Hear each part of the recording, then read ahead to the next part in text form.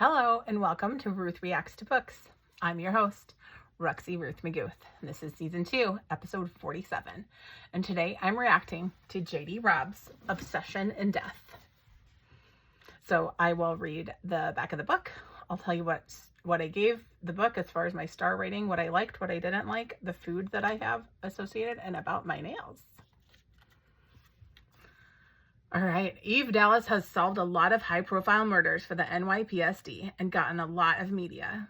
She, with her billionaire husband, is getting accustomed to being an object of attention, of gossip, of speculation.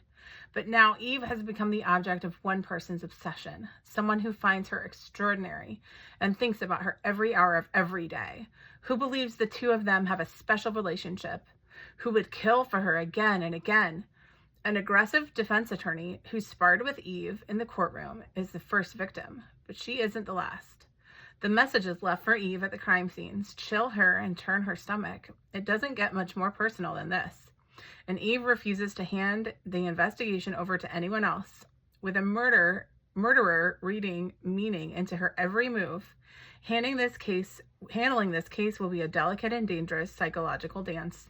And Eve knows that underneath the worship and admiration, a terrible threat lies in wait, because the beautiful lieutenant is not at all grateful for these bloody offerings from her true and loyal friend. And in time, idols always fall. Dun, dun, dun. All right, so I really liked this book. I give it 4.5 stars, so that's almost a 5-star rating. I thought it was a great story, very mysterious, super tricky murderer. I did not figure out who the murderer exactly was. Like I kind of got it like way towards the end, but like when you're supposed to get it pretty much. So I didn't really solve it. I thought that there was super interesting character development. I loved seeing, we got to see, so like there's some characters in this book. This is like book number 38 or 39 or something like that in the series. So you're way far into it at this point, but there's a character named Somerset who Eve doesn't super get along with, but you get to see her show that she really does care about him in this book, because at some point, you know, the killer turns on her and her friends, and so you get to kind of see that she does care about him and she's worried about him.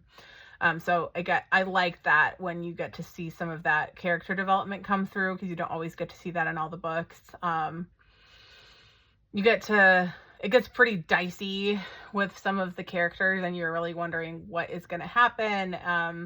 So I really liked this one. The only thing I didn't like is sometimes there are some things that can get a little predictable, and I felt like I'm not going to say what it was because I don't want to give too much away, because I don't give spoilers.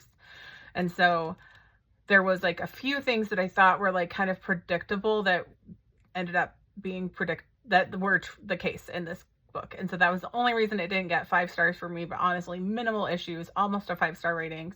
Super good one. Loved this book. Obviously this is like one of my favorite series ever. So y'all know I'm a huge fan of J.D. Robb, who is Nora Roberts, but writes this series under the name of J.D. Robb. For the food, so in this series, it takes place in the future. Now the future is like 2058. It starts in 2058, I think. The first novel is set, and now it's like 2059, 2060 by the time we're at book number 38 or so.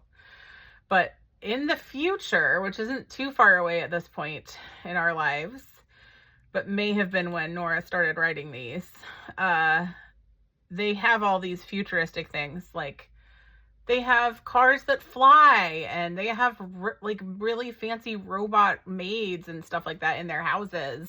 Like things that I don't know that we're quite going to be there by 2058, but maybe we will. I don't know. Based on the robot that I saw on Steve Colbert the other day, I don't think we're going to be there quite yet in 2058. But one of the things that has happened in the future is they don't have a lot of meat, and so they have to eat like a lot of tofu and soy dogs and stuff. Now, those of you who know me know that I don't eat a lot of meat, and so I mainly eat vegetarian. This is not a paid promotion at all for this service, but I happen to right now, I'm getting this thing called purple carrot, which is kind of like HelloFresh, but for vegetarians and vegans. And so it's like a meal thing where they send stuff to your house and it's like in a bag and then you make the food, and it's been super great. And one of the things that I thought was so delicious was like they had this recipe for hot dogs, which you wouldn't think that like hot dogs would be like really very fancy at all, or that you could make them super delicious. But the recipe they had that went along with these hot dogs, like made these hot dogs just like super yummy and scrumptious. And so I pulled that recipe and I've just put it in for the recipe just because I thought it went along well with this series in general, that they're always getting soy dogs on the street to have as they're kind of going around and doing their crime solving. So you could obviously put this together with a regular hot dog if you wanted to, but I wanted to share that recipe because I thought it was absolutely super, super delicious with the fixins and stuff that came with it. So take a look at that recipe. Not a paid promotion and by any means, but I do absolutely adore purple carrot, and it's been amazing, and everything that we've made from them is super yummy. So yeah, that's great. And then for my nails, I am wearing these pink sparkly nails. Hibiscus Heat is the name of them, from Colorstreet. Because in this book, Peabody, who is her second in command, Eve's second in command, is wearing pink sparkly boots that she's super excited about, that she just got for Christmas. So that was how I connected to pink sparkly nails for this week. So I hope you're all having a great week, and hope you had a good Thanksgiving. And I will see you next week for the next episode of Ruth Reacts to Books. See you then. Bye.